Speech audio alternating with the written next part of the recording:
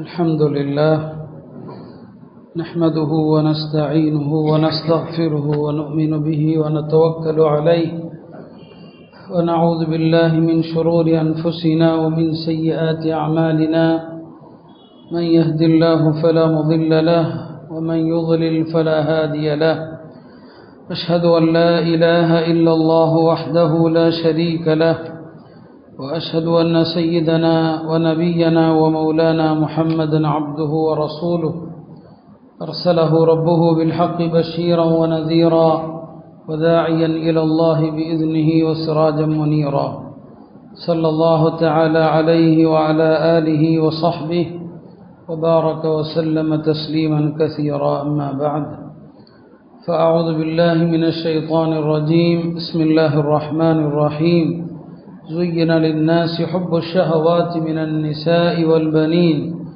والقناطير المقنطرة من الذهب والفضة والخيل المسومة والأنعام والحرث ذلك متاع الحياة الدنيا والله عنده حسن المآب. وقال النبي صلى الله عليه وسلم لمعاذ بن جبل رضي الله عنه إياك والتنعم فإن عباد الله ليسوا بمتنعمين أو كما قال عليه الصلاة والسلام. கண்ணியத்திற்குரிய அல்லாஹ்வின் நல்லடியார்களே, நமது மார்க்கம் எல்லா விஷயங்களிலும் ஒரு எளிமையான அடக்கமான ஒரு வாழ்க்கையை நமக்கு கற்றுத்தருகிறது, விரும்புகிறது.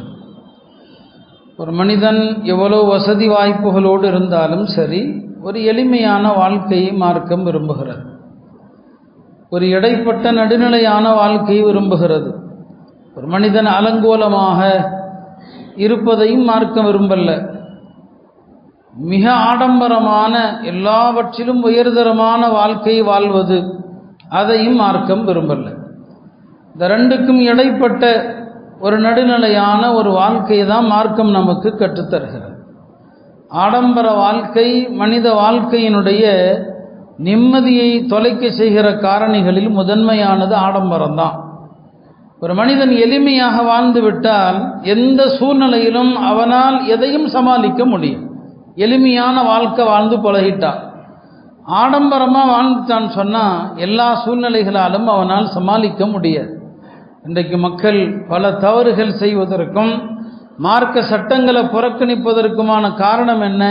தகுதிக்கு மேல் ஆசைப்படுறது, இல்லாததை எல்லாம் ஆசைப்படுறது. அதனால தான் எந்த பொருளையும் லோனில் வாங்கிறது, இஎம்ஐயில் வாங்கிறது, தேவையே இருக்காது, அவசியம் இல்லாதவைகளை எல்லாம். இந்த ஆடம்பர வாழ்க்கை தான். எளிமையாக வாழ்ந்தவனுக்கு எப்போதுமே எந்த இடத்திலும் எதையும் சமாளிக்கலாம். அதனால தான் நல்லவர்கள், அல்லாஹ்வுடைய அடியார்கள் எல்லாம் எந்த இடத்திலுமே தானாக தேடி வருகிற ஒரு ஆடம்பரமான வசதியான சூழ்நிலையை கூட விரும்ப மாட்டாங்க நல்ல மக்கள். அப்துல் ரஹ்மான் முபாரக் ஃபூரி என்று ஒரு பெரிய ஹதீஸ் கலை அறிஞர் இருந்தாங்க. வட இந்தியாவில் வாழ்ந்தாங்க. ஒரு 100 ஆண்டுகளுக்கு முன்னால் அவர்கள் ஹஜ்ஜுக்கு போயிருக்கிறாங்க. மதீனா முனவரால தங்கியிருக்கும்போது அவர்கள் ஒரு ஹதீஸ் துறை அறிஞர். அந்த காலத்தில் எல்லாருக்கும் வக்ஃபு செய்யப்பட்ட இடங்கள் இருக்கும். அவர் ஹதீஸ் கலை அறிஞர்களுக்கென்று வக்ஃபு செய்யப்பட்ட ஒரு இடத்துல அவர் தங்குறார். இப்போ அங்கே தங்கக்கூடிய இடத்துல அவருடைய மாணவர்கள் எல்லாம் தன்னுடைய ஆசிரியர் வந்திருக்கிறாங்கன்னு சொல்லி அவங்கள பார்ப்பதற்காக வர்றாங்க. வந்தால் ஷேக் அவர்கள் ரொம்ப சாதாரணமாக எளிமையாக தரையில் படுத்திருக்கிறாங்க. சாதாரண தான் கொண்டு வந்த விரிப்பை பயன்படுத்துகிறாங்க. மற்றவர்களெல்லாம் பார்த்தா நல்ல ஆடம்பரமான விரிப்புகள், படுக்கைகள், அவங்க அதில் படுத்திருக்கிறாங்க. இவங்க மட்டும் சாதாரணமாக. இப்போ மாணவர்கள் நினச்சிக்கிட்டாங்க, சரி ஏற்பாட்டாளர்கள் ஏதோ தவறு செஞ்சுருக்கிறாங்களோன்னு சொல்லி அவங்க தங்கியிருந்த விடுதியினுடைய பொறுப்பாளர்கள்ட்ட போய், வந்திருக்கிறவங்க இந்தியாவில் பெரிய ஆலிமவங்க, நீங்கள் என்ன அவங்கள சரியாக உபசரிக்காமல் அவங்கள இப்படி நீங்கள் தரையில் சாதாரண விரிப்பு கொடுத்து படுக்க வச்சுருக்கீங்களேன்னு சொல்லி.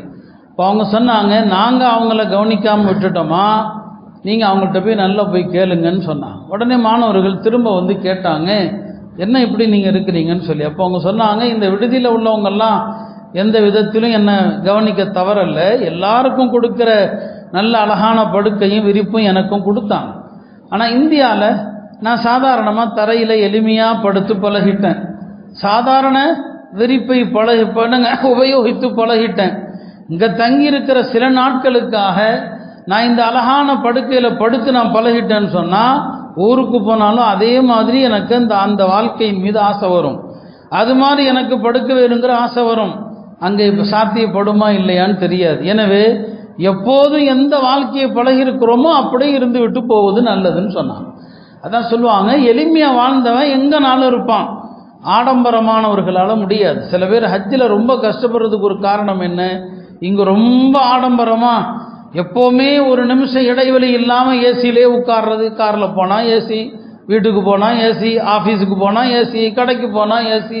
அங்கே முஸ்தலிஃபால அந்த தரையில் படுக்க முடியாமல் புலம்புறது, குறை சொல்கிறது பார்க்குறோமா இல்லையா? காரணம் என்ன? இந்த ஆடம்பர மோகம்தான். ஒரு வணக்கத்தில் கூட ஏகப்பட்ட குறைபாடுகள், புலம்பல்கள். காரணம் என்ன? இந்த ஆடம்பரம். இப்போ எளிமையாக வாழ்ந்தவர்கள் எல்லா இடத்துலையும் வாழ்வாங்க. அருமையானவர்களே, இன்னைக்கு ஏழைகளும் கூட ஆடம்பரத்தை விரும்புகிறாங்க.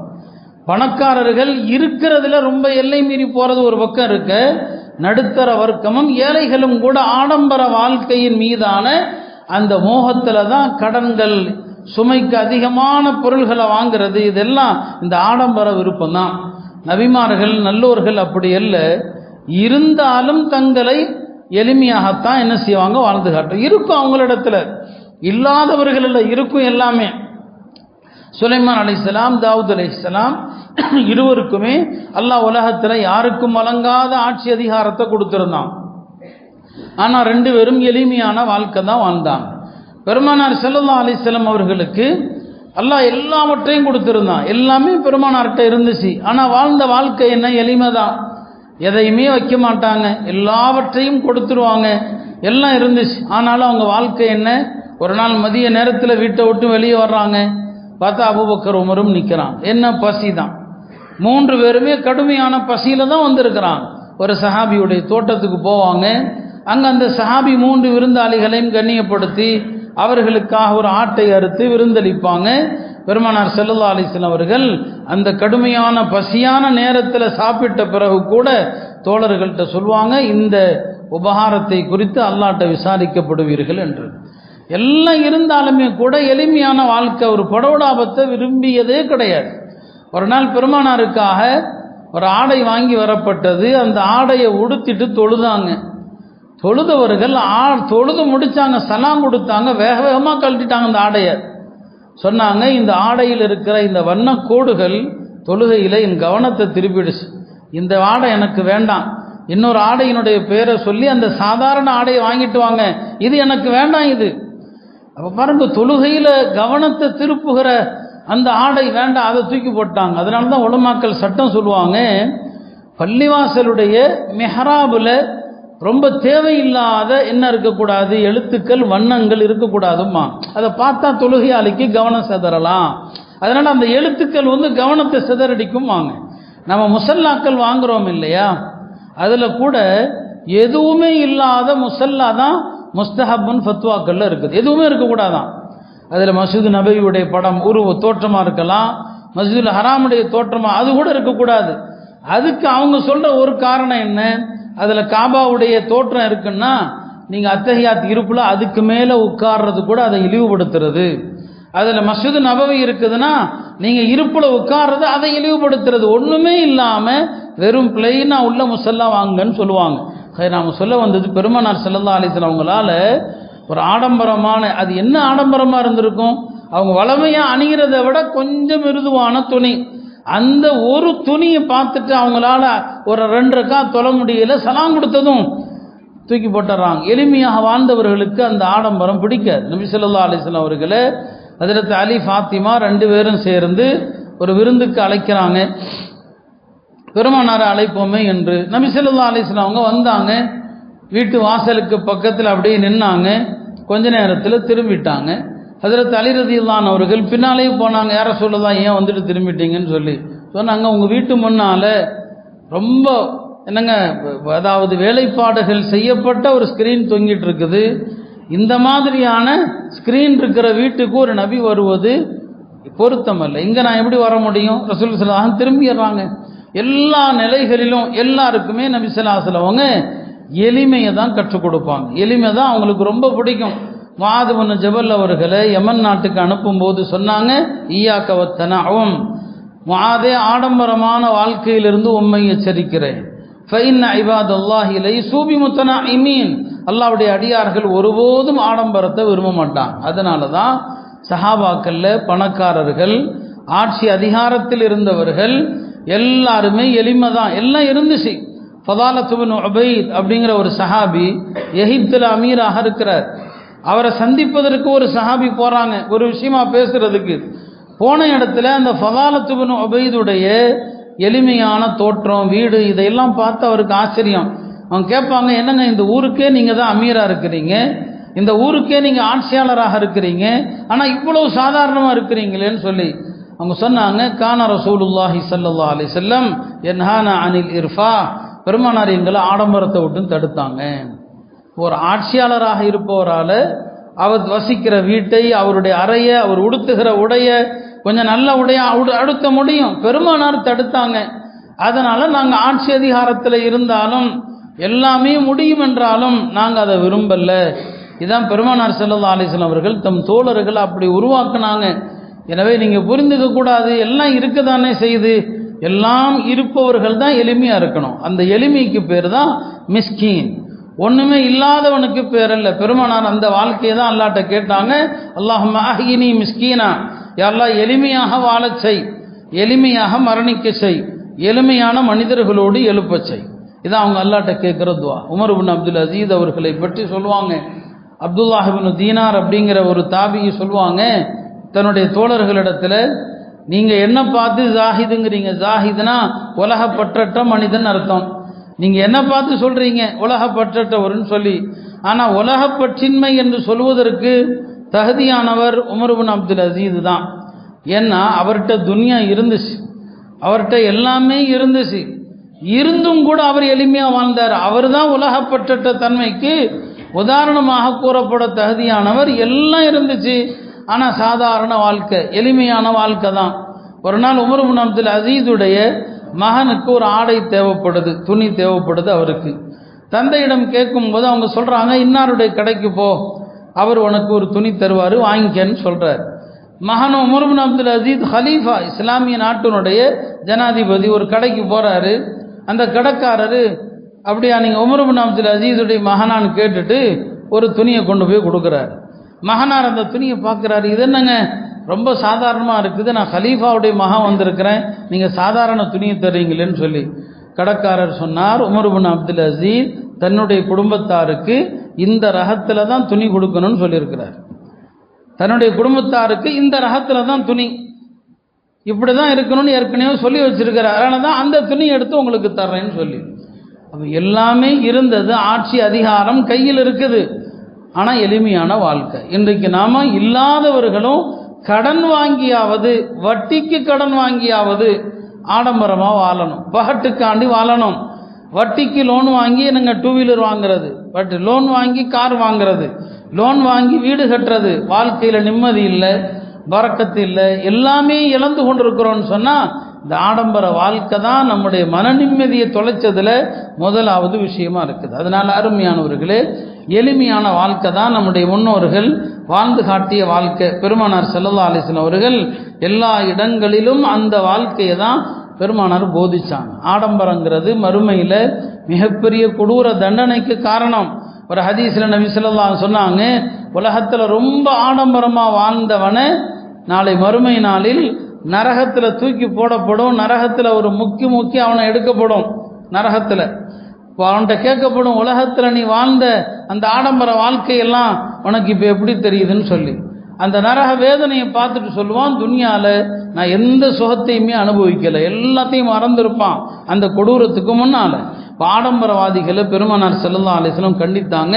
ஒரு ஹதீஸில் சொன்னாங்க, இன்ன மின் ஷிராரி உம்மதி, என்னுடைய உம்மத்தில் ஆக கெட்டவர்கள், என் உம்மத்தில் ஆக கெட்டவர்கள் யார் என்று சொன்னால், அல்லதீன கதவ் ஃபின் நஈம், ஆடம்பரத்திலேயே திளைப்பவர்கள்.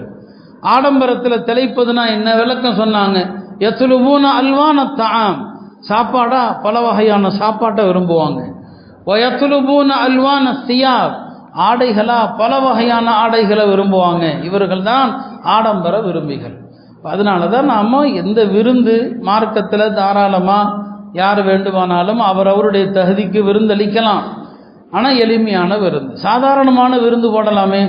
ரொம்ப ஆடம்பரமான பல வகை உணவுகள் வாழ்க்கையில் எல்லாவற்றிலும் அதைத்தான் தேடும். நம்ம பல வகையான சாப்பாடு சாப்பிட்டோன்னு சொன்னால் வாழ்க்கை முழுக்க பல வகையான அந்த விருப்பங்கள் நமக்கு வர ஆரம்பிக்கும். அதனால தான் இந்த ஹதீஸில் சாப்பாடாக பல வகையான சாப்பாடை விரும்புவாங்க.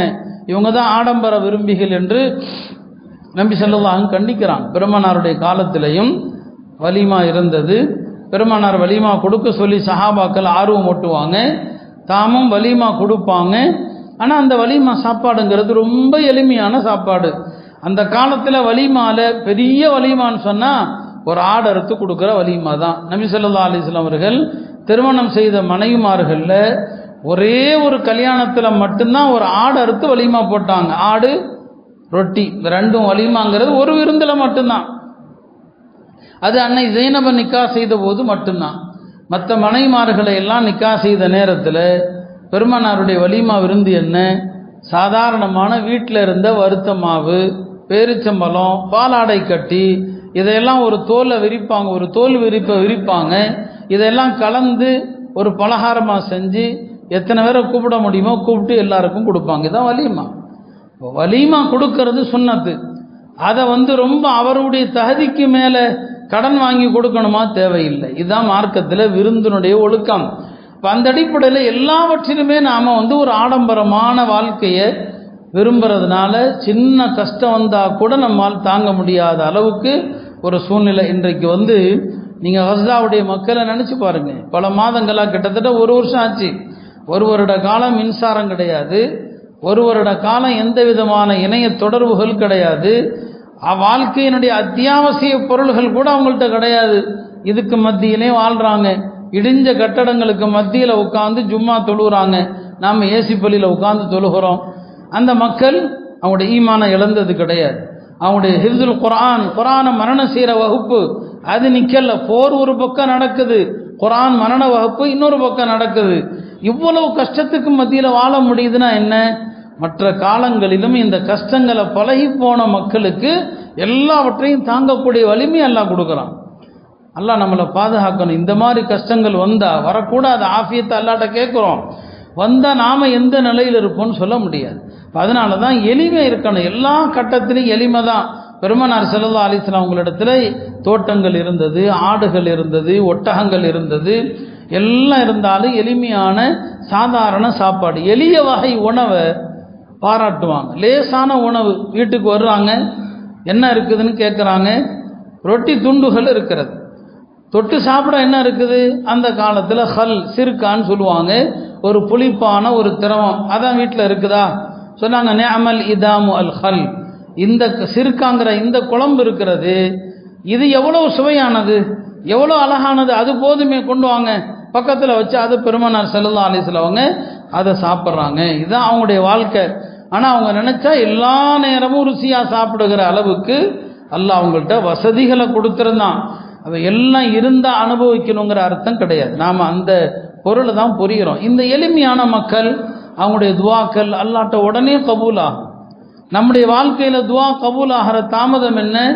நாம் பல வகையான ஆடம்பர வாழ்க்கையில் கொஞ்சம் சந்தேகத்திற்கிடமான உணவுகள், ஹராமான உணவுகள் எல்லாம் போயிடுது. நம்முடைய துவாக்கள் நின்று விடுகிறது. பெருமானாருடைய தோழர்களில் ரொம்ப சாதாரண மனிதர்களும் இருப்பாங்க. அந்த சாதாரண மனிதர்கள் அல்லாஹ் அவங்களுக்கு பெரிய பெரிய அற்புதங்களை காட்டுவான். ஒரு படைக்கு பெருமானார் ஸல்லல்லாஹு அலைஹி வஸல்லம் அவங்க ஒரு சின்ன படை கொண்ட ஒரு பகுதிக்கு அனுப்புனாங்க. அந்த நேரம் உணவு தட்டுப்பாடாட நேரம். இப்போ அந்த சஹாபாக்களுக்கெல்லாம் நபி ஸல்லல்லாஹு அலைஹி வஸல்லம் அவர்கள் கொஞ்சோண்டு கையில் உணவையும் கொடுத்து அனுப்புவாங்க. அப்படி பெருமானார் அவ்வாறு செய்கிறதுண்டு. எல்லாருக்கும் உணவுக்கு தேவையான கொஞ்சம் உணவையும் கொடுத்தான். ஒரு சஹாபி கடைசியில் வந்தார், ஹுதைர் என்று அவருடைய பெயர். அந்த சஹாபிக்கு நபி ஸல்லல்லாஹு அலைஹி வஸல்லம் அவர்கள் எதுவுமே கொடுக்கல. சரி, பெருமானார் வரட்டாங்க போல் தருது. படையில் எல்லாரும் புறப்பட்டு போயிட்டாங்க. இப்போ இவருக்கு சாப்பாடே கிடையாது.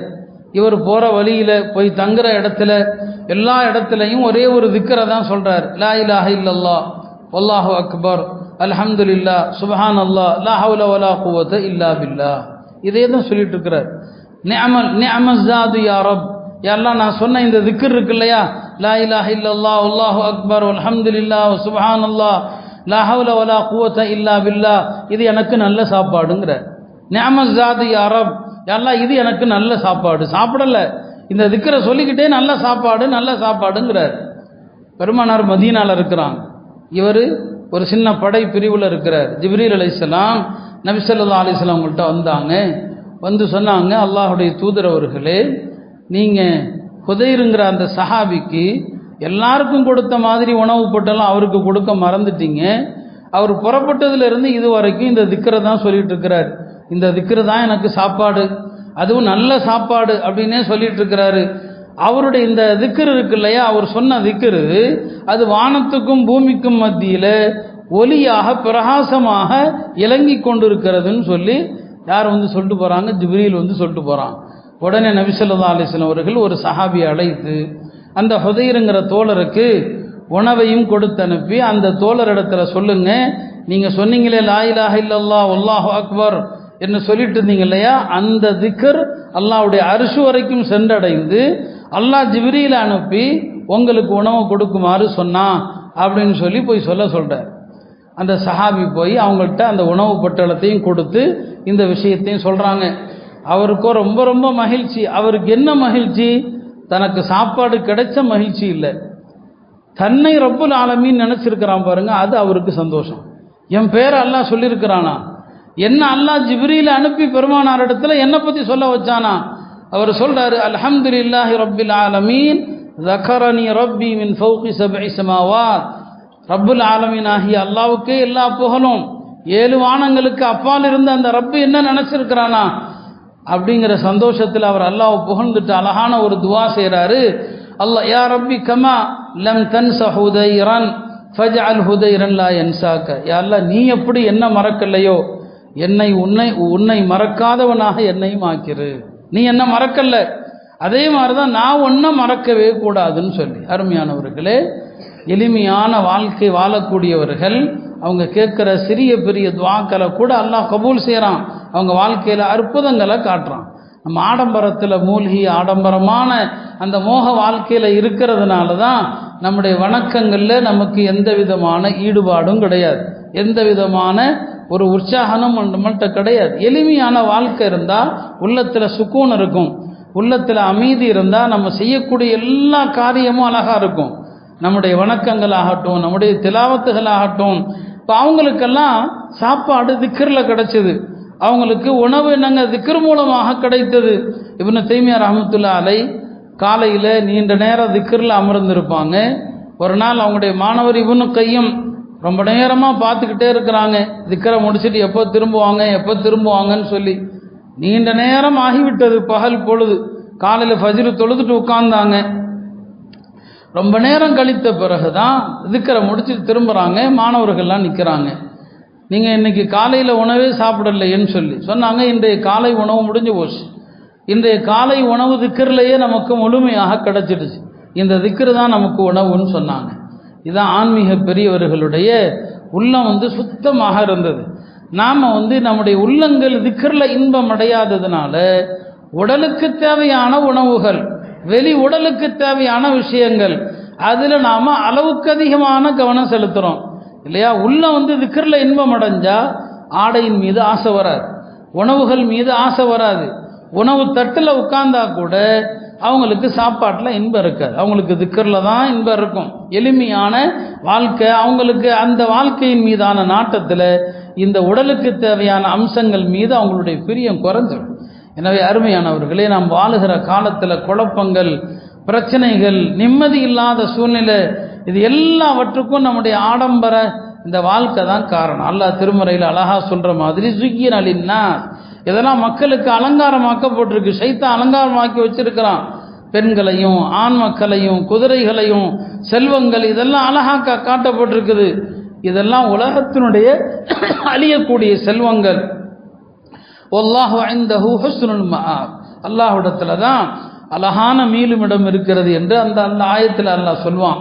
எனவே அருமையானவர்களை, எளிமையான வாழ்க்கையை நாம் பழகணும். எல்லா விஷயத்திலையும் எளிமை தான். ரசூல் ஸல்லல்லாஹு அலைஹி வஸல்லம் அவர்கள் அதைத்தான் நமக்கு கற்றுத்தந்தாங்க. நம்முடைய வீடு கட்டுற விஷயமா இருக்கட்டும், திருமண காரியங்களாக இருக்கட்டும், எல்லா விஷயத்திலும் எளிமை. பெருமானார் ஸல்லல்லாஹு அலைஹி வஸல்லம் அவங்க தோழர்களுடைய எல்லா விஷயத்தையும் கவனிப்பாங்க, எல்லாத்துலேயும் வழிகாட்டுவாங்க. யாராவது ஒரு துவா செய்கிற திக்ரு செய்கிறாருன்னா அந்த திக்ரை கவனிப்பாங்க, நல்லா இருந்தால் பாராட்டுவாங்க. அதில் ஏதாவது மாற்றங்கள் செய்யணுமா அந்த மாற்றங்களை சொல்லி கொடுப்பாங்க. யாராவது துவா செய்கிறாங்களா அந்த துவாவை இப்படி கேளுங்க, அதுலேயும் வழிகாட்டுவாங்க. ஒரு முறை உம்மு ஹபீபா அவர்கள் துவா செய்கிறாங்க. உம்மு ஹபீபா யார்? அபூ சுஃபியானுடைய மகள், முஆவியா ரலியல்லாஹு அன்ஹுடைய சகோதரி, பெருமானாருடைய மனைவி. உம்மு ஹபீபா துவா செய்கிறாங்க, யா அல்லாஹ் என் கணவர் ரசூல் ஸல்லல்லாஹு அலைஹி வஸல்லம் அவர்களுக்கும், என் தந்தை அபூ சுஃபியானுக்கும், என் சகோதரர் முஆவியாவுக்கும் நீண்ட ஆயுளை கொடுத்து எனக்கு நீ கண்குளிர்ச்சியை கொடுன்னு துவா செய்கிறான். என் கணவர் நபிக்கும், என்னுடைய தந்தை அபூ சுஃபியான், என் சகோதரர் முஆவியா, இந்த 3 பேர் தான் உலகத்தில் எனக்கு பிடிச்சமானவங்க. இவங்களுக்கெல்லாம் நீண்ட ஆயுளை கொடுத்து எனக்கு கண்குளிர்ச்சியான வாழ்க்கையை கொடுன்னு சொல்லி இந்த துவாவை பெருமானார் கேட்டுறாங்க. அவங்க சொன்னாங்க, அதாவது நிர்ணயிக்கப்பட்ட ஆயுள், எண்ணப்படுகிற நாட்கள், வாழ்வாதாரம் முடியறங்க நிச்சயிக்கப்பட்டுடுச்சு. அப்போ எண்ணப்படுகிற நாட்கள், நிர்ணயிக்கப்பட்ட ஆயுள், நீ அதை போய் அல்லாட்ட கேட்குற, அதுக்கு பதிலாக இப்படி அல்லாட்ட கேளேன், அஸ்அலுக்கல் ஜன்னா வ அஊது பிக மினன் நார், அல்லாஹ் சொர்க்கத்தை கேட்குறேன், நரகத்திலிருந்து பாதுகாப்பு தேடுறேன். சொல்ல வந்தது, எல்லா சிறிய பெரிய விஷயங்களிலும் கூட நபி ஸல்லல்லாஹு அலைஹி வஸல்லம் அவர்கள் வழிகாட்டுவாங்க. அந்த வகையில் சஹாபாக்களுடைய ஆடைகளை பார்ப்பாங்க, அதில் வழிகாட்டுவாங்க. அவங்களுடைய உணவுகளை கவனிப்பாங்க, அதில் நபி ஸல்லல்லாஹு அலைஹி வஸல்லம் வழிகாட்டுவாங்க. அந்த வகையில் தான் நம்முடைய வாழ்க்கையும் இருக்கணும். எளிமையான உணவுகளை விரும்புவாங்க. எந்த சஹாபி எந்த விருந்துக்கு அழைச்சாலும் போயிடுவாங்க. சொன்னாங்க, ஆட்டினுடைய கால் குழம்பு, அந்த ஆட்டினுடைய காலில் இருக்கக்கூடிய கீழ்ப்பகுதி, அந்த என்னங்க அந்த குழம்புன்னு சொல்லுவாங்க. யாராவது ஒருத்தர் அந்த ஆட்டினுடைய கால் குழம்பு அற்பமானது, அதை செஞ்சு சாப்பிட்றதுக்கு வாங்கன்னு என்னை கூப்பிட்டா கூட நான் அந்த விருந்துக்கு பதிலளிப்பேன்னு சொன்னான். சாதாரண பொருளை செஞ்சு விருந்து கூப்பிட்றாரு, நான் அதுக்கும் பதில் சொல்லுவேன், அதையும் நான் மறுக்க மாட்டேன்னு சொன்னான். இப்படி தான் வாழ்க்கை பூரா பெருமானார் ஸல்லல்லாஹு அலைஹி வஸல்லம் அவர்கள் வாழ்ந்தாங்க. எனக்கு சாதாரண வீட்டில் தான் வாழ்ந்தாங்க. அவங்க வாழ்ந்த வீடு எவ்வளோ சாதாரண எளிய வீடு. இந்த வாழ்க்கை வாழ்ந்துட்டா நமக்கு மரணம் வரைக்கும் பயம் இல்லை, மௌத்து வரைக்கும் கவலை இல்லை, எதை பற்றி இழக்க போகிற அச்சமும் தேவையில்லை. இன்றைக்கு நம்முடைய உள்ளத்தில் குடிகொண்டிருக்கிற பயம், அச்சம், கவலை எல்லாவற்றுக்கும் காரணம் இந்த மோகம்தான், ஆடம்பரம். இந்த ஆடம்பர வாழ்க்கையை இழந்துட்டா நம்மளால் தாங்க முடியாது. அந்த பயத்தில் தான் நம்ம எல்லாவற்றை கண்டும் அஞ்சி கொண்டிருக்கிறோம். அல்லாஹுடைய அருளால் எளிமையான வாழ்க்கையை பழகிட்டோன்னு சொன்னால் இந்த பயங்கள் நமக்கு தேவையில்லை. எல்லாம் அல்ல அல்லாஹ் அத்தகைய எளிமையான வாழ்க்கையை நசீவாக்குவானாக. கிடைப்பது குறைவாக இருந்தாலும் அதை ஹலாலான ரிஸ்காக அல்லாஹ் ஆக்கிடுவானாக. ஹராமான ரிஸ்கிலிருந்து, சந்தேகத்திற்கிடமான உணவுகளிலிருந்து அல்லாஹ் நம்மை பாதுகாப்பானாக. ஆடம்பர வாழ்க்கையிலிருந்தும் ஆடம்பர மோகத்திலிருந்தும் பாதுகாப்பானாக. வாஹிரு தாவானா அல்ஹம்துலில்லாஹி ரப்பில் ஆலமீன்.